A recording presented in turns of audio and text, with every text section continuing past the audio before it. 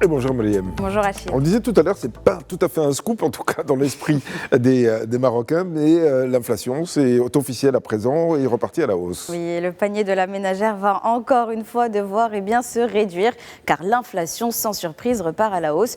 Une hausse d'environ 0,9% comparée à l'année dernière. C'est ce que nous indique le HCP, une étude sur laquelle revient évidemment le Nouvelliste, qui met en perspective, en image, ce fameux panier qui peut-être va devoir se vider dans les semaines à venir pour cause l'augmentation en particulier des produits alimentaires. Et rien qu'entre février et mars, ils ont grimpé de 1,9%. Quant aux légumes en particulier, ils ont augmenté eux de 9,7%. C'est assez important, mais le grand choc, il y en a un autre, c'est celui qui est lié évidemment à l'explosion du prix des carburants qui lui a explosé de plus de 10,7% en seulement un mois. L'économie marocaine, d'après l'article et cette étude, ne souffrirait pas d'une inflation que l'on dirait de généralisée ou chronique. Selon le HCP toujours, elle serait plutôt conjoncturelle à cause de la géopolitique actuelle, preuve étant le maintien du taux directeur à 2,25%. Mais derrière ces indicateurs économiques qui paraissent assez stables, il y a une réalité beaucoup plus concrète, celle du ressenti des ménages. Et d'ailleurs, Barlaman partage également une vision autour de la confiance des ménages avec une étude également qui nous dit que là aussi, il y aurait une progression depuis l'année dernière. On serait passé de 46,6 à 64,4 points.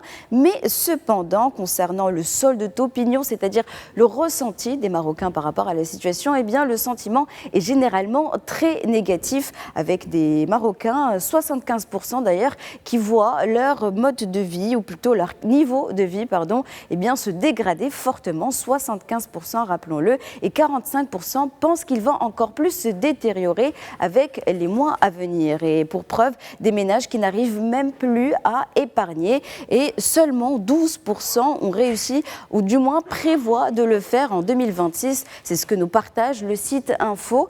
Et aussi, l'article nous indique que 88% aujourd'hui n'en ont même pas les moyens. Et l'année dernière, il n'y a eu que 2,5% de personnes qui ont réellement pu épargner. Des chiffres qui montrent que l'inflation des produits du quotidien absorbe tout et ne laisse pas vraiment grand-chose pour mettre de côté. Un manque d'épargne qui ne touche pas que le moral des citoyens, bien sûr, qui se sentent un petit peu plus vulnérables pour faire face, pourquoi pas, aux vulnérabilités, aux difficultés, aux imprévus du quotidien. Mais ça peut également avoir un impact sur les investissements. Et pourtant, malgré ce contexte, le chef du gouvernement, lui, affiche son optimisme. Maroc Diplomatique nous indique que Aziz Arnouch, lui, y voit, disons, un peut-être retour à la normale, surtout au niveau du prix des carburants bientôt, car dès la sortie de la fin de crise, qui selon ses estimations serait dans maximum 2 ou 3 mois, le retour à la normale serait peut-être possible. Une tentative donc de projection assez positive alors que la confiance des ménages est de plus en plus fragilisée dans cette économie et où le quotidien justement paraît loin de cette inflation dite maîtrisée sur papier. La crise, elle est énergétique, elle se généralise, on vient de le voir avec vous, mais elle est d'abord énergétique et les compagnies aériennes africaines sont au bord de la quasi-rupture, faute de kérosène. Oui, la flambée des cours de pétrole touche autant les stations-service que les aéroports, Rachid. Et justement, les compagnies aériennes dans le monde entier s'enlisent dans une crise que l'on voit assez rapide, assez rapide, voire actuelle. D'ailleurs, la Deutsche Welle recentre l'analyse sur le continent africain en particulier. Il nous parle donc du fait qu'elle n'échappe pas justement à cette conjoncture. Un secteur, pourtant, précise l'article, qui était en pleine croissance. Mais les compagnies n'ont aujourd'hui pas le choix. Elles doivent augmenter les prix des billets au détriment justement des passagers. On le voit également avec beaucoup de vols annulés. Pour Ethiopian Airlines, c'est plus d'une centaine. Cette compagnie qui perd jusqu'à 137 millions de dollars par semaine. Mais les compagnies les plus solides, et même celle de notre pays, la Royal Air Maroc, subit aussi cette situation. Et d'ailleurs, telle qu'elle se demande même jusqu'à quel point la compagnie nationale pourra résister justement à cause de la flambée des prix prix du kérosène.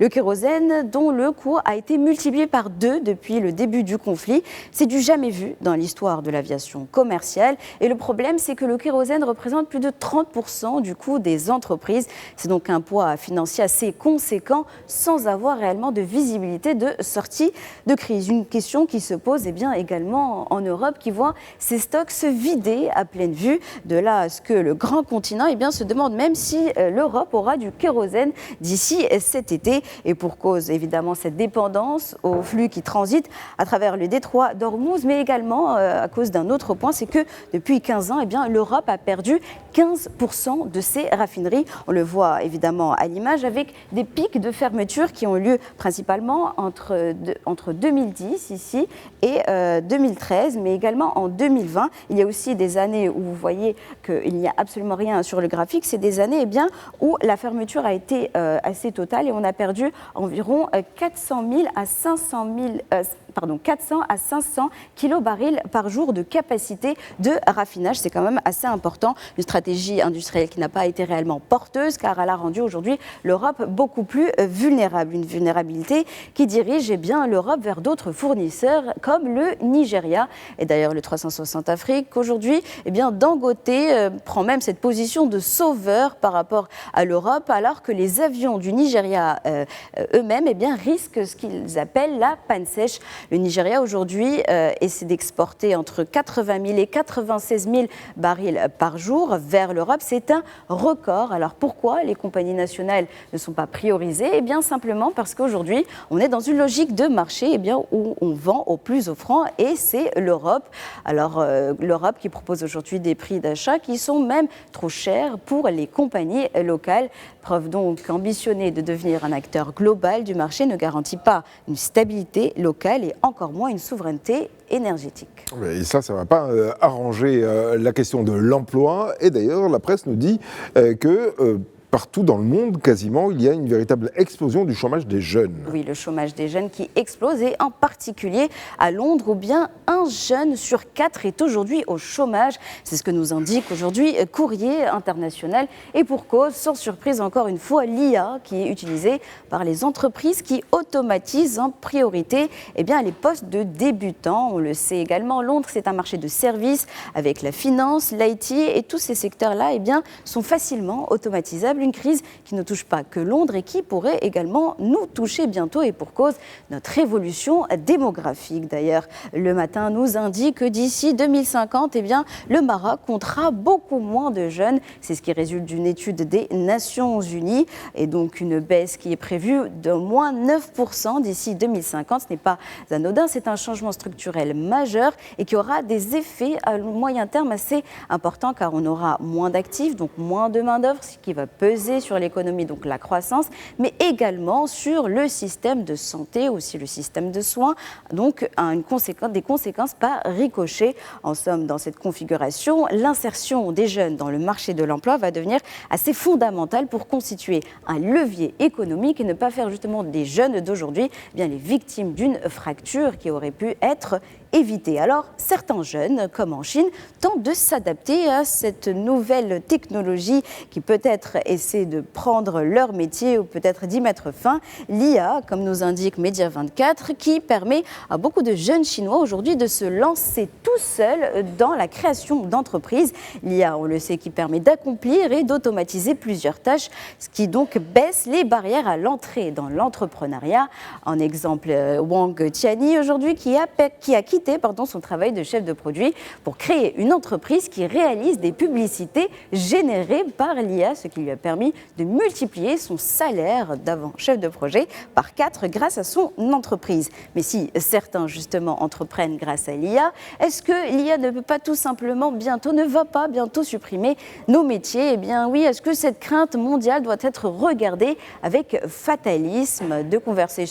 L'article de The Conversation y voit plutôt une façon non pas de détruire totalement nos emplois, mais une manière de voir un changement inévitable pour nos métiers. Alors qu'est-ce que ça signifie? C'est que demain, eh bien, la valeur travail ne sera plus dans la production de tâches seulement automatisées, que l'on pourra automatiser facilement, mais elle sera surtout dans notre compétence à juger, comprendre et à interpréter. C'est donc une redistribution des tâches, mais à voir justement si l'IA n'arrivera pas bientôt, qui sait, à penser comme nous, comme les êtres humains, et peut-être que c'est déjà le cas.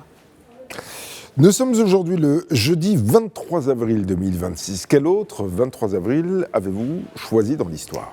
Alors, je vais vous raconter aujourd'hui l'histoire d'une vidéo qui a changé à jamais notre utilisation d'Internet. Nous sommes le 23 avril 2005. Un jeune se filme dans un zoo. Une vidéo de 19 secondes intitulée « Mis à deux zoos ». Et ce jeune homme, c'est Jawed Karim. Il publie ce moment qui semble en rien exceptionnel aujourd'hui. Et pourtant, à l'époque, c'est une première, car pour la première fois, une plateforme permet à n'importe qui de publier une vidéo accessible partout dans le monde. Et cette plateforme, c'est YouTube. Et Jawed Karim, lui, n'est autre qu'un de ses cofondateurs. À partir de ce jour, les internautes ne seront plus de simples spectateurs, ils deviennent des créateurs. C'est le début de ce qu'on appellera le web participatif. Et ce 23 avril 2005 marque donc le début d'un nouveau par rapport partout dans le monde, celui du partage, de l'image, de l'instant, du quotidien qui est mis en ligne. Aujourd'hui, des milliards de vidéos y circulent, mais tout a commencé par ces quelques secondes, une vidéo sans prétention devenue un moment fondateur au point de faire son entrée au musée, car oui, le Victoria and Albert Museum de Londres en a conservé une version, preuve que les débuts les plus simples finissent parfois par raconter les plus grandes révolutions.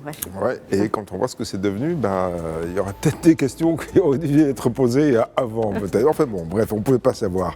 Merci en tout cas, Mariam Kokaïna.